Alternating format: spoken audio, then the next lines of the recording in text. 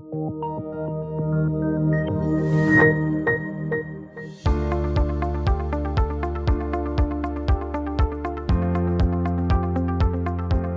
to the C-Suite of the Open Video Series with TMX Group. I'm Arnie Goldstein, and I'm the head of company services based out of Vancouver. Joining me today is Paul Gill, the CEO of Lamico Metals Inc. Paul, thanks for joining me today.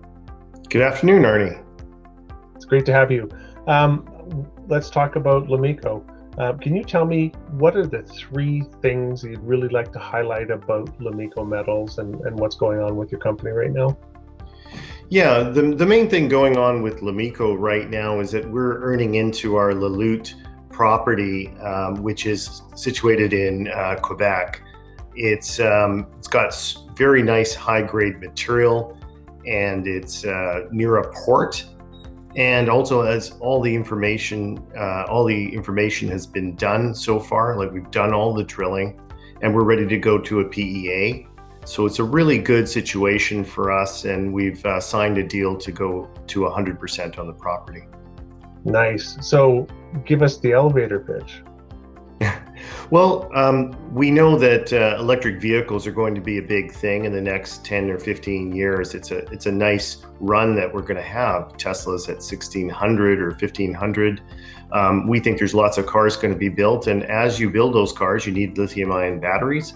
Lithium-ion batteries have 15 times more graphite than they do lithium, and you're going to consume a lot of that graphite in the process. And so we want to be able to set up in North America to be a North American supplier of that material to lithium-ion batteries that are going to be built here in North America. I mean, I think what we've seen with COVID is that supply chains can be a real problem if you depend on China for all the materials you need for those lithium-ion batteries. So I think we need to have some homegrown supply, and we definitely do have the opportunity to do that. Quebec has been really supportive. They call themselves the Green Battery of North America, and there's now an agreement in place between Canada and the US to buy and build critical metals mines. So we're in a good place. I think everything's coming together.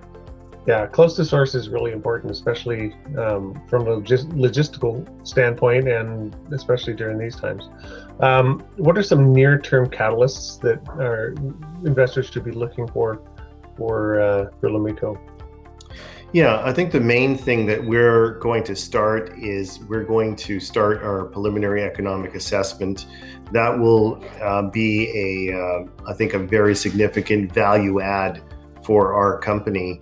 We'll have environmental studies, metallurgical studies, all the community consultation that's required, and really a good economic argument put together with that kind of document that the preliminary economic assessment allows.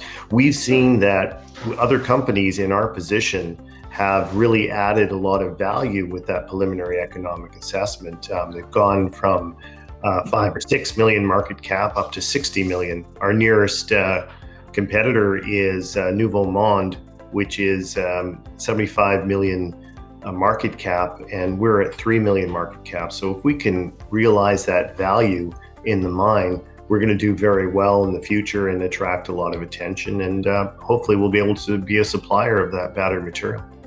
Well, that'd be great news for you, for sure. Anything you want to just kind of leave as a final thought for our viewers here today?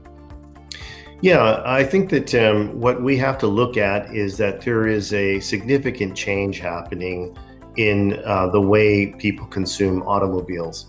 I think that's been starting for a long time, and it happened previously when people started using computers or using smartphones or using social media. It's a massive change in the way people consume those type of technologies. And I think electric vehicles is the right time, right place, right now. And I think that getting in on the ground floor with some of these companies, everyone will do very well. Well, it makes a lot of sense. I think a lot of people are putting the battery electric vehicle in their decision matrix when they're purchasing their next vehicle, or at least on a hybrid basis. Yeah, I think so. I think everyone is considering at least a hybrid, if not an electric vehicle. And I think that just goes to the whole concept of where are these materials coming from, and can we capture some of that value as Canadians and in the Canadian mining industry. I mean, it's not just mining. I mean, when we deal with lithium-ion batteries, there's a lot of chemistry involved. So we need to plug in and then add up a lot, put a lot of into the battery supply chain itself, and really engage with some of the end users. So it's not typical of mining in just gold or silver, where you just mine it and sell it to a refinery. There's a lot of analysis that goes on, and I think that is a nice barrier to new entrants. And it gives us a competitive advantage since we've been doing this for 5 years and really understand the requirements. Absolutely. Paul, it was a pleasure talking to you today, and we'll talk soon.